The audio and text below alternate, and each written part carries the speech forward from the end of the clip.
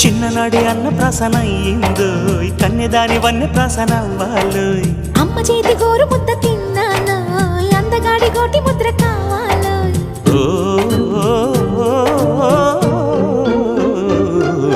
కాస్త నన్ను నువ్వు నిన్ను నేను కోరుకుంటే కోరుకున్న చోట నువ్వు నేను చేరుకుంటే చేరుకున్న చోట ఉన్న దీపం మారుతుంటే ఆరుతున్న వేళ కన్నెకాలు జారుతుంటే